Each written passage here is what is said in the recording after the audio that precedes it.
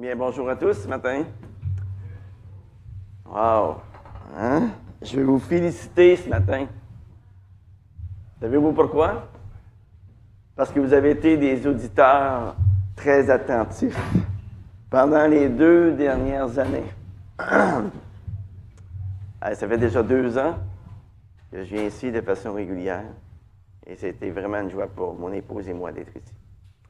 Alors, à travers toutes ces études, j'ai approfondi plus que jamais l'Apocalypse. Et j'ai goûté au Seigneur Jésus aussi d'une façon vraiment spéciale. Eh bien oui, c'est ce qu'on pourrait appeler aujourd'hui le mot de la fin. Alors, avant de lire les dernières paroles de l'Apocalypse, j'aimerais juste vous dire que nous connaissons déjà la fin de l'histoire de ce livre. Comme vous l'avez sans doute remarqué, eh bien, on tourne autour de la fin depuis un bon bout de temps, depuis déjà plusieurs chapitres.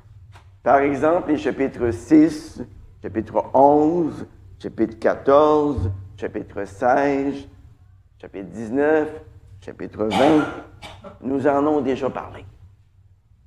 Et avec toutes ces récapitulations des visions de la fin derrière nous, une question s'impose maintenant. Qu'est-ce qu'on va faire avec tout ce qu'on a entendu? Ce serait tentant de dire, ouais, c'est intéressant, mais là, c'est vraiment le temps de passer à autre chose. Eh bien, avant d'aller plus loin dans notre réflexion, lisons les derniers versets de ce livre tout à fait merveilleux. Verset 6 du chapitre 22.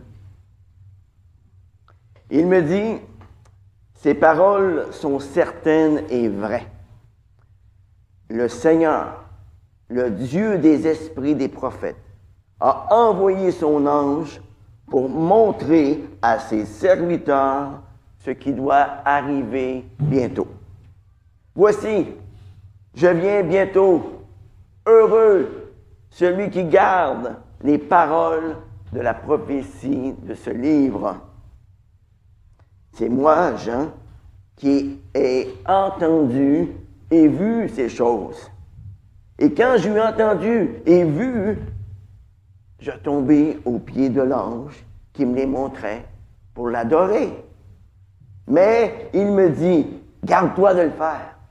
Je suis ton compagnon de service et celui de tes frères les prophètes et de ceux qui gardent les paroles de ce livre. Adore Dieu. Puis il me dit, ne ferme pas d'un sceau les paroles de la prophétie de ce livre, car le temps est proche. Que celui qui est injuste soit encore injuste. Que celui qui est souillé se souille encore. Que le juste pratique encore la justice et que celui qui est saint soit encore sanctifié. Voici, je viens bientôt et j'apporte avec moi ma rétribution pour rendre à chacun selon son œuvre. Je suis l'alpha et l'oméga, le premier et le dernier, le commencement et la fin. Heureux ceux qui lavent leurs robes afin d'avoir droit à l'arbre de vie et d'entrer par les portes dans la ville. Dehors, les chiens, les magiciens, les débauchés, les meurtriers, les idolâtres et quiconque aime et pratique le mensonge. Moi, Jésus, j'ai envoyé mon ange pour vous attester ces choses dans les églises. Je suis le rejeton et la postérité de David, l'étoile brillante du matin. L'esprit et l'épouse disent, viens. Que celui qui entend dise, viens. Que celui qui a soif, vienne. Que celui qui veut prenne de l'eau de la vie gratuitement. Je l'atteste à quiconque entend les paroles de la prophétie de ce livre. Si quelqu'un y ajoute, Dieu ajoutera à son sort les plaies décrites dans ce livre. Si quelqu'un retranche les paroles du livre de cette prophétie, Dieu retranchera sa part de l'arbre de vie et de la ville sainte décrits dans ce livre. Celui qui atteste ces choses dit, « Oui, je viens bientôt. » Amen. Viens, Seigneur Jésus. Que la grâce du Seigneur Jésus soit avec tous. Parole de Dieu. Je ne sais pas si vous l'avez remarqué en faisant la lecture de ce texte, mais il y a deux mots qui reviennent à 7 reprises. Si un mot est répété 7 fois à l'intérieur de 16 versets, eh bien, il y a de fortes possibilités que ce mot soit très important. Le premier mot qui revient 7 fois, c'est le mot « livre ». Par exemple, il est écrit « les paroles de ce livre » au verset 9, au verset 18 et au verset 19 à 2 reprises. Ensuite, il est écrit « les paroles de la prophétie de ce livre » au verset 7, 10 et 18. Le deuxième mot qui revient 7 fois, c'est le verbe « venir ». Nous voyons ce mot dans les versets 7, 12 et 20, où Jésus va dire « Je viens bientôt ». Ensuite, au verset 17, à 3 reprises, nous retrouvons les mots « viens, viens, vienne ». Et à la fin du verset 20, l'apôtre Jean va s'exclamer « Amen, viens, Seigneur Jésus ». Vous vous souvenez des paroles d'introduction de ce livre dans Apocalypse chapitre 1, verset 3? Il est écrit « Heureux celui qui lit et ceux qui écoutent les paroles de la prophétie et gardent ce qui s'y trouve écrit, car le temps est proche. » Les amis, si l'étude de ce livre a fait son œuvre en vous, eh bien, vous devriez être beaucoup plus heureux maintenant que vous ne l'étiez au point de départ. Moi, je le suis. Et j'espère que vous l'êtes aussi.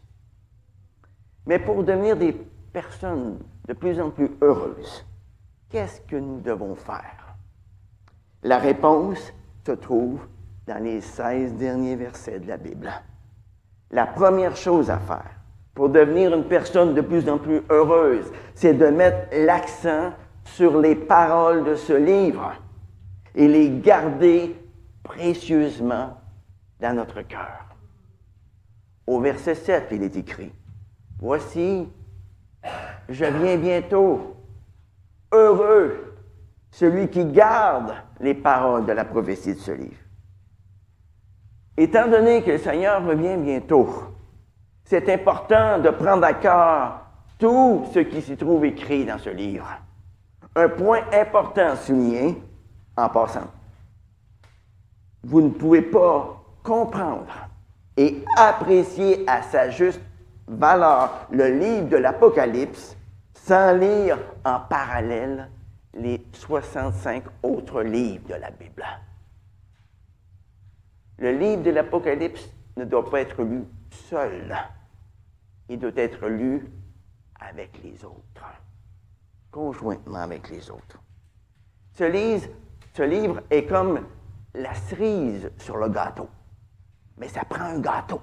Et le gâteau, c'est les 65 premiers livres. OK? Un autre point important à souligner, c'est que le livre de l'Apocalypse nous a été donné par Dieu non seulement pour notre édification, mais aussi pour notre salut. Et lorsqu'au verset 8, Jean se prosterne devant l'ange qui lui a révélé ces choses, l'ange lui répond au verset 9, « Garde-toi de le faire. Je suis ton compagnon de service et celui de tes frères les prophètes, de ceux qui gardent ce livre. » Et enfin, au verset 10, on voit la même insistance. « Ne ferme pas d'un sceau les paroles de la prophétie de ce livre, car le temps est proche. En d'autres mots, garde ce livre ouvert devant toi. Ne le referme surtout pas. Ne le range pas pour qu'il s'accumule de la poussière dessus. Depuis être capable de t'en souvenir.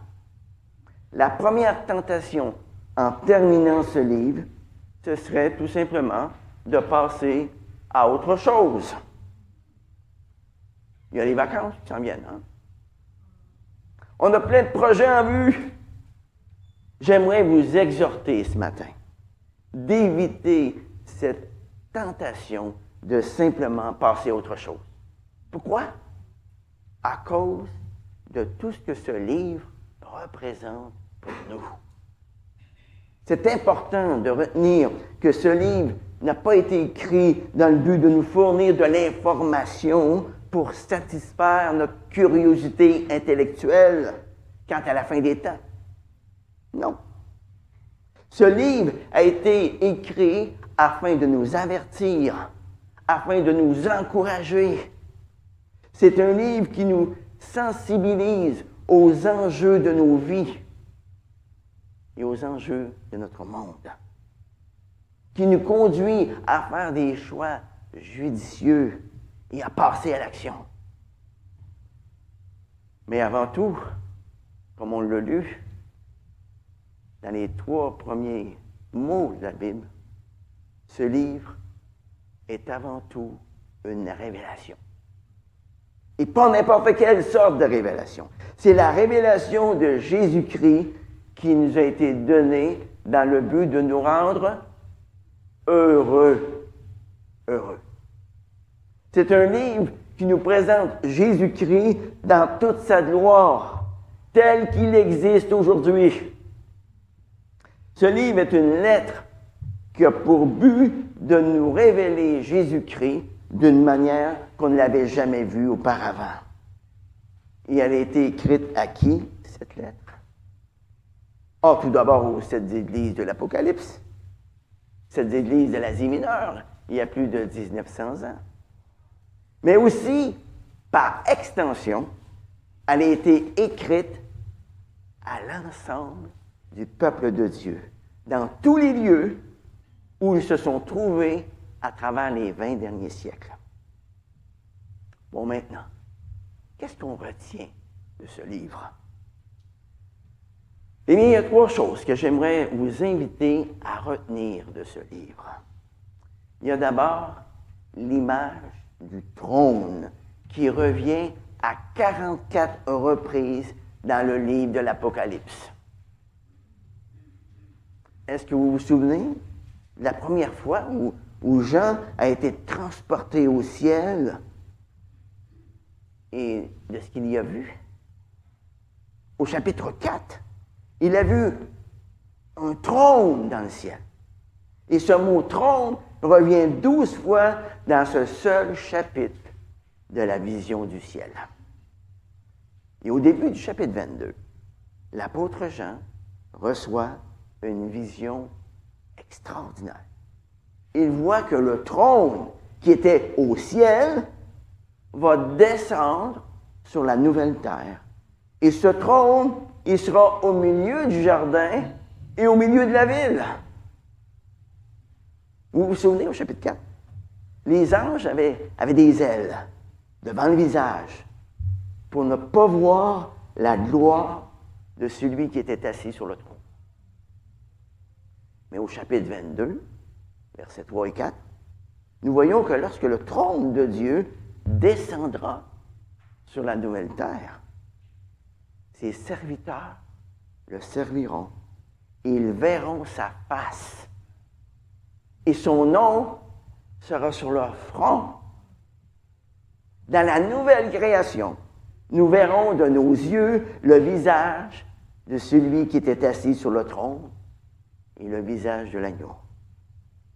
Et dans 1 Jean, chapitre 3, verset 2, la parole de Dieu nous dit que nous serons semblables à lui, parce que nous le verrons tel qu'il est. Lorsque la création entière sera renouvelée, elle pourra chanter d'une voix forte la bénédiction d'Apocalypse, chapitre 4, verset 11.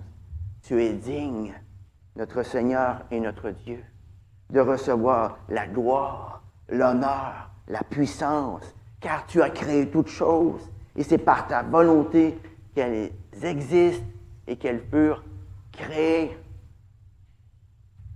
Oui, l'image du trône est la première chose que nous avons à garder et à chérir de ce livre. Et si nous sommes déjà chrétiens, voir ce trône, c'est avoir l'assurance et la certitude que dans la confusion de notre monde, dans les galères de notre vie quotidienne, il y a quelqu'un qui gère, il y a quelqu'un qui est au contrôle, il y a quelqu'un qui maîtrise le cours de l'histoire, il y a quelqu'un qui maîtrise le cours de nos vies, il y a quelqu'un qui va nous conduire à bon port. C'est pas réjouissant. Il va nous conduire devant ce trône parce qu'il est celui qui est souverain. Pas simplement sur l'univers, mais aussi sur l'histoire. Il est celui qui est le commencement et la fin, l'alpha et l'oméga. Devant la révélation de ce trône, la question est simple. À qui allons-nous confier notre vie?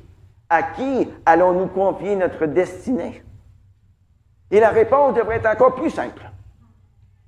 À celui qui est assis sur le trône, bien sûr.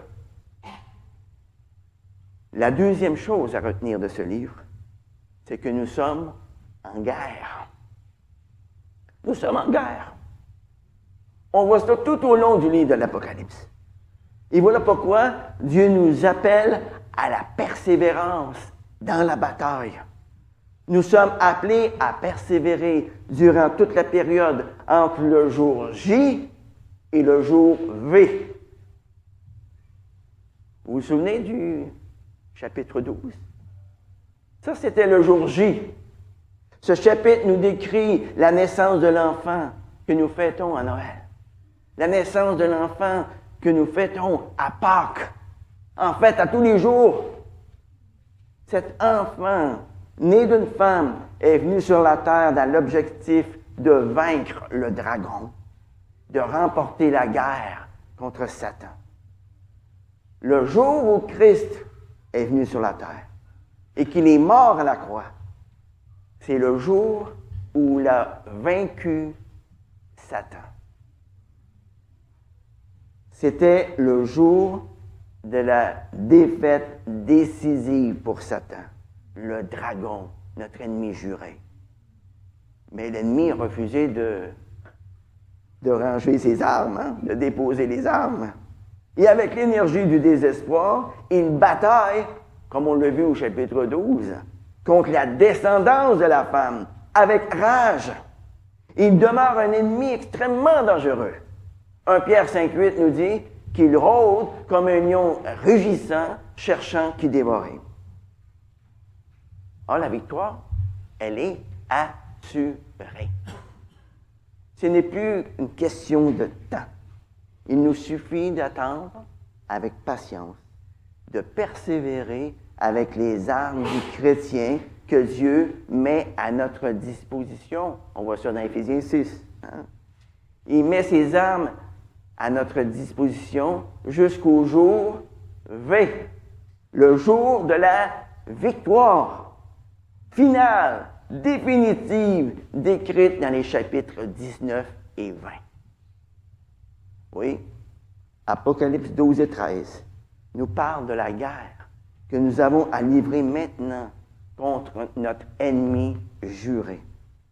Et face au mépris, face aux moqueries que nous devons essuyer à cause de notre appartenance à Christ, face à la violence qui est le lot d'un grand nombre de nos frères et sœurs, aujourd'hui, à travers le monde, nous sommes appelés à persévérer, à tenir ferme jusqu'au bout, tout comme l'ont fait les églises de Smyrne et de Philadelphie dans Apocalypse chapitre 2 et 3.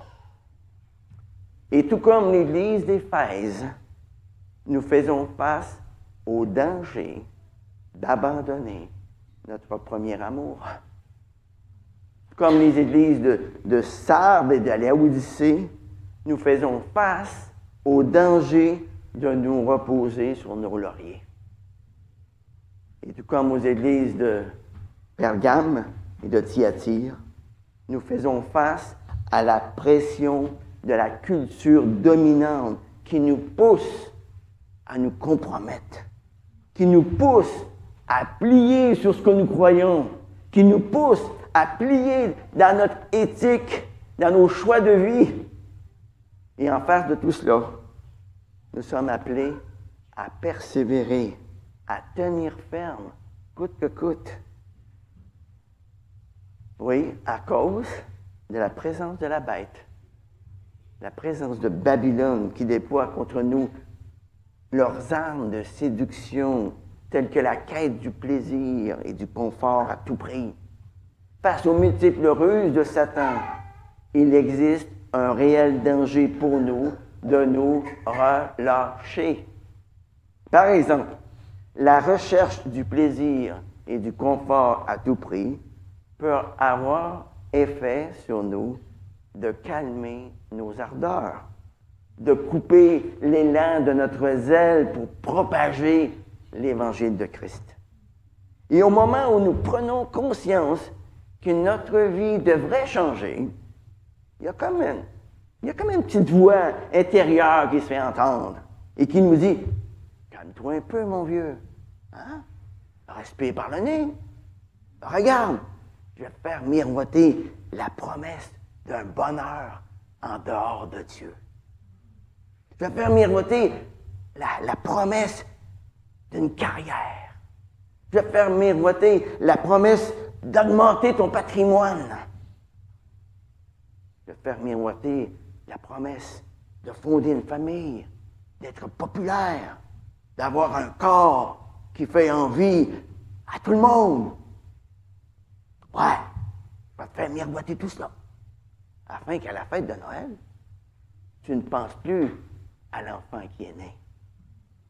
Afin qu'à la fête de Pâques, tu ne penses plus à la résurrection de Jésus d'entre les morts. Oui, le dragon et ses acolytes veulent nous convaincre. Ils veulent nous bercer dans l'illusion et nous dire, peut-être qu'après tout, là, ton vrai chez toi n'est pas vraiment le ciel. Il peut très bien se trouver ici-bas, maintenant, sur cette terre.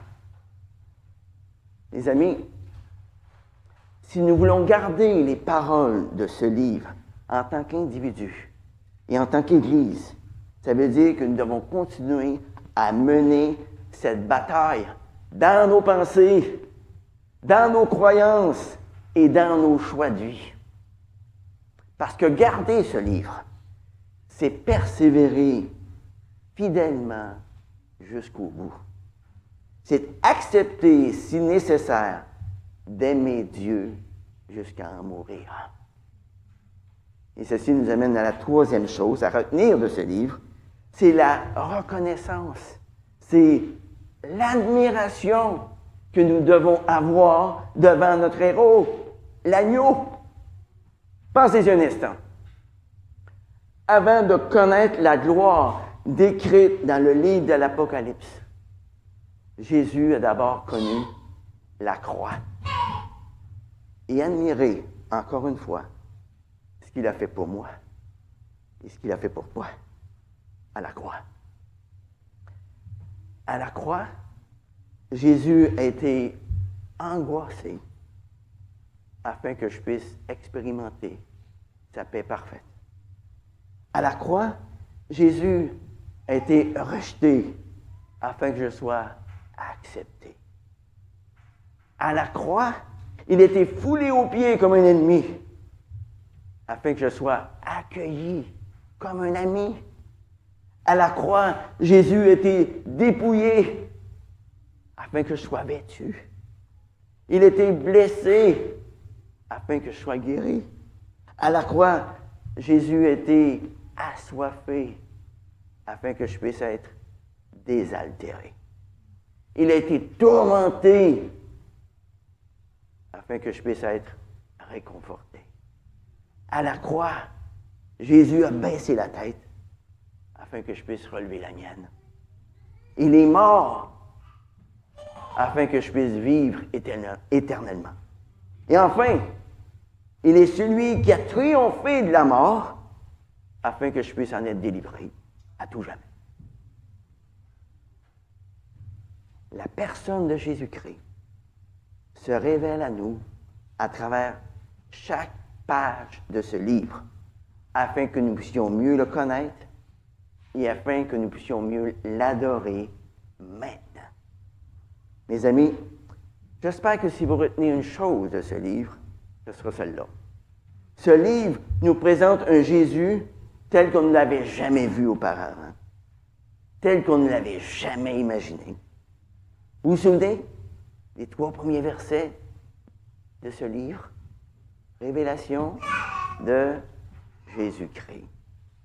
Ce livre nous met en face à face devant un Dieu qui est rempli d'amour, un amour sans limite.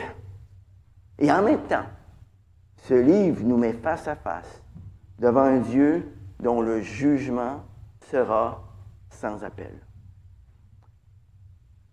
Ce livre nous met face à face devant quelqu'un qui est simultanément juge et victime, vainqueur et sacrifié, sans que jamais les deux n'entrent en conflit. Vous vous souvenez comment le chapitre 1 nous présente Jésus-Christ? Il nous le présente sous 2 aspects différents, majestueux et miséricordieux. Il est le Fils de l'homme ressuscité, le vainqueur qui nous tient dans sa main droite et qui tient les clés de la mort et du séjour des morts. Il est celui qui maîtrise le cours de nos existences, l'avenir éternel de chacun de nous.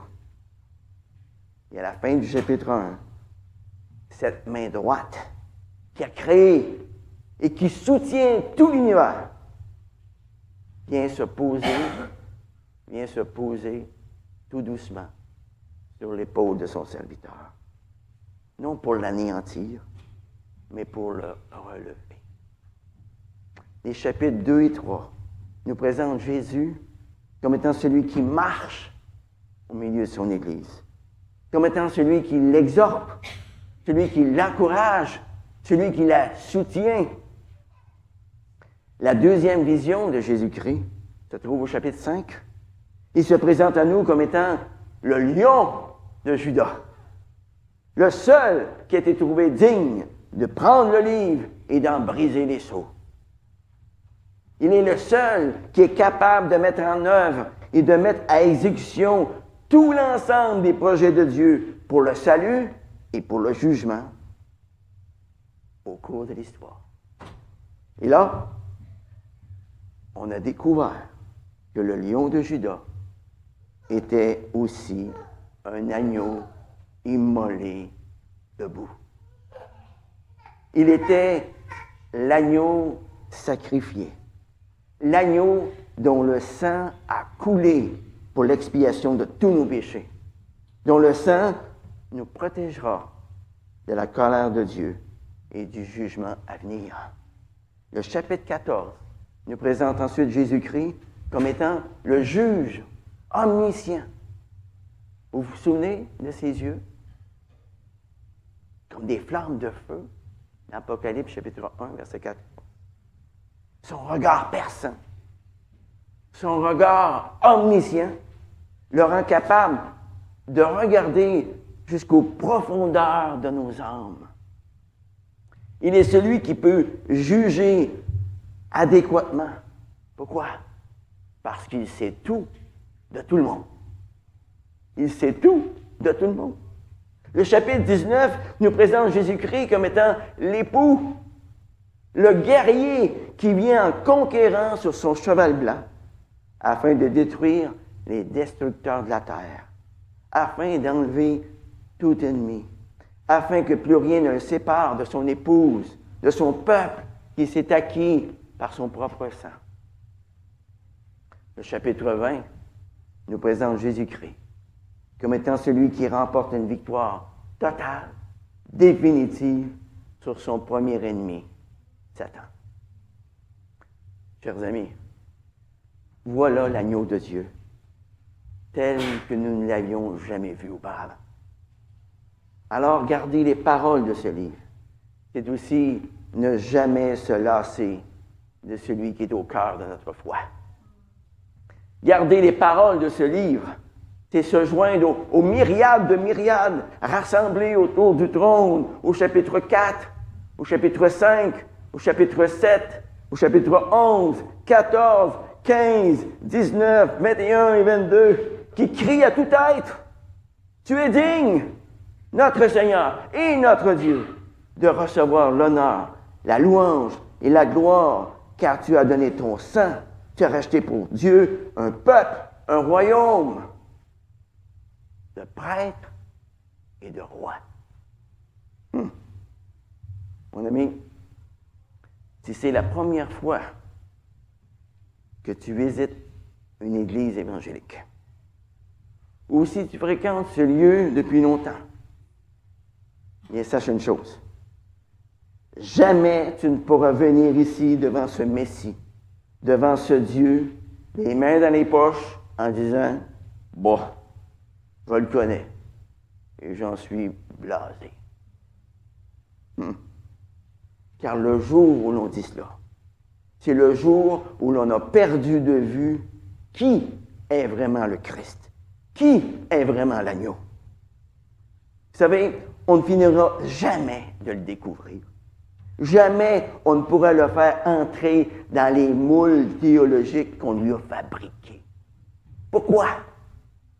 Parce que jamais, pendant toute l'éternité, nous ne cesserons de l'admirer. Nous ne cesserons de le louer au point d'en être éblouis, de le chanter à plein poumon. Venons-en maintenant aux dernières paroles de Jésus dans ce livre et dans toute la Bible. Les dernières paroles de Jésus nous amènent à la deuxième chose à faire pour devenir une personne de plus en plus heureuse. C'est de mettre l'accent sur le retour de Jésus et de le désirer plus que tout.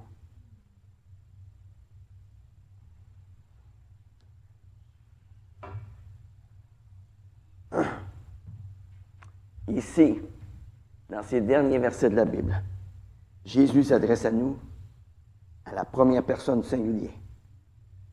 Au verset 7, il nous dit, « Voici, je viens bientôt.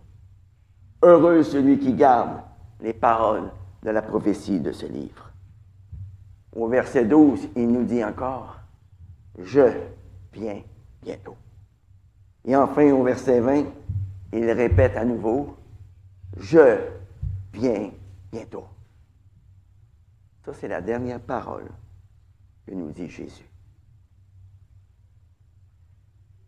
J'aurais envie de vous faire un tableau pour être plus clair. Mais en fait, ce livre est déjà rempli de tableaux, d'une longue série de tableaux. Et dans ce dernier tableau, ce qu'on y voit, c'est ce qui va arriver bientôt. Bientôt. Et puis, temps perd, des amis. Il y a urgence d'écouter et de garder les paroles de la prophétie de ce livre. Il y a urgence parce que celui qui était, celui qui est et celui qui vient bientôt. Vient bientôt. Et si vous dites, « Ah, ça peut attendre demain. » Eh bien, regardez la fin du verset 16. Qu'est-ce qui est écrit? « Moi, Jésus, je suis le rejeton et la postérité de David, l'étoile brillante du matin. » Vous voyez? Attendre à demain, c'est attendre qu'il soit trop tard. Jésus a dit qu'il viendrait comme un voleur dans la nuit. Par conséquent, tu ne peux pas t'attendre peux pas te permettre d'attendre demain. Mais là, il me semble que j'entends quelqu'un qui me dit, petite voix qui me dit, mais voyons, Gilles, hein? Quand est-ce qu'il a été écrit, ce livre-là? Ça date quand même pas d'hier, pas vrai? Ça fait plus de 1900 ans. T'appelles ça bientôt, toi? Qu'est-ce qui a changé depuis 1900 ans? Qu'est-ce qui a changé depuis que je suis né? Depuis que mes parents sont nés? Le monde continue comme avant. Eh bien, si tu es en train de te poser ce genre de questions ce matin, tu ferais bien d'écouter le vieux compagnon de route de l'apôtre Jean. Oui, tu ferais bien d'écouter l'apôtre Pierre, dans 2 Pierre chapitre 3, versets 3 à 4, qui dit « Sachez, avant tout, que dans les derniers jours, il viendra des moqueurs pleins de railleries, qui marcheront selon leur propre convoitise et diront « Où est la promesse de son avènement? Car depuis que les pères sont morts, tout demeure comme depuis le commencement de la création. » Regardez la suite de ce que Pierre a à nous dire au verset 8. « Mais il est un point que vous ne devez pas oublier, bien-aimés. C'est que devant le Seigneur, un jour est comme 1000 ans, et 1000 ans sont comme un jour. » Voyez, aux yeux du Seigneur, 100 ans, 1000 ans, 2000 ans, c'est comme un jour pour lui. Il est hors du temps. Dans 2 Pierre, chapitre 3, verset 9, la parole de Dieu ajoute, « Le Seigneur ne retarde pas l'accomplissement de sa promesse, comme quelques-uns le pensent. Il use de patience envers vous. Il ne veut pas qu'aucun périsse, mais il veut que tous arrivent à la repentance. » Alors pourquoi ces 22 chapitres de l'Apocalypse, pensez-vous? Hein? Pourquoi autant de cycles de jugements qui viennent et qui reviennent, comme dans les chapitres 6, 11, 14, 16, 19, 20? Pourquoi? C'est simple. C'est pour nous prévenir, c'est pour nous amener à la repentance avant qu'il ne soit trop tard. À la fin de ce livre et à la fin de la Bible, il n'y a pas seulement Jésus qui dit à 3 reprises « Je viens bientôt ». Et regardez bien le verset 17. Il y a aussi l'Esprit et l'Épouse qui disent « Viens ». Que celui qui entend dise « Viens ». Que celui qui a soif vienne. Oui, que celui qui veut de l'eau de la vie la prenne gratuitement. Gratuitement. Ça, c'est la parole de Dieu pour toi ce matin.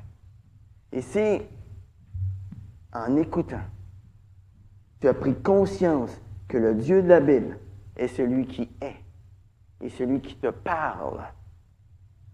Et si tu as senti monter en toi la soif d'avoir part aux bienfaits qui sont promis dans ce livre, alors viens à lui. Viens à lui, tel que tu es. Parce que Jésus vient bientôt. Alors viens à lui, maintenant, avant qu'il ne soit trop tard. Au verset 11, nous lisons que celui qui est injuste soit encore injuste. Que celui qui est souillé se souille encore. Que le juste pratique encore la justice. Que celui qui est saint progresse encore dans la sainteté. Mais qu'est-ce que ça nous dit, ce verset-là? Est-ce que nous avons ici une invitation à faire n'importe quoi? Est-ce que nous avons ici une invitation à se laisser aller à faire le mal? Mangeons et buvons, car demain nous mourrons. Non! Et ce n'est pas non plus du fatalisme. Bah, puisque c'est comme ça, on ne peut pas rien y faire après tout. Non! Non! C'est une façon de nous dire que lorsque le jour du Seigneur viendra, il viendra comme un voleur. Il va tous nous surprendre. Il va nous prendre au dépourvu. Et par conséquent, ce qu'on est en train de faire aujourd'hui, Ce sera exactement ce que nous serons en train de faire ce jour-là. Par exemple, si nous pratiquions l'injustice aujourd'hui, nous serons encore en train de la pratiquer ce jour-là. Si nous sommes en train de nous souiller aujourd'hui, c'est ce que nous ferons aussi ce jour-là. Et si nous sommes en train de pratiquer la justice aujourd'hui, nous ferons la même chose lors de son retour. Personne ne sait quand ce jour-là viendra. J'ai déjà entendu des gens dire « Oh, lorsque je serai sur mon lit de mort, alors à ce moment-là, je remettrai ma vie entre les mains de Dieu. » Ouf! C'est une très mauvaise manière de voir la vie et la mort. Si nous remettons les changements dans notre vie à demain, à plus tard, quand j'aurai fini mes études, quand je serai marié, quand j'aurai des enfants, quand je serai à la retraite, en fait, il y a un grand risque que ce soit trop tard. Mon ami, si tu n'as pas encore pris la décision de mettre ta foi en Jésus-Christ pour ton salut, alors fais-le maintenant. Fais-le maintenant, pendant qu'il y en est encore temps. Et si tu as déjà pris la décision de suivre Jésus-Christ dans le passé, mais que tu boites spirituellement parlant, eh bien, tu sais ce que tu as à faire. Tu sais ce que Dieu attend de toi. Alors ne cherche pas d'excuses pour ne pas le faire. Si tu ne prends pas la résolution ferme de te laisser changer par Dieu aujourd'hui, tu seras encore au même point dans 10 ans. Ne remets pas à demain ce que tu peux faire aujourd'hui. La parole de Dieu nous dit dans Apocalypse chapitre 22, verset 14, « Heureux ceux qui lavent leurs robes afin d'avoir droit à l'arbre de vie et d'entrer dans les portes de la ville. » Alors ne te fais pas avoir en attendant au lendemain. Viens avant qu'il ne soit trop tard.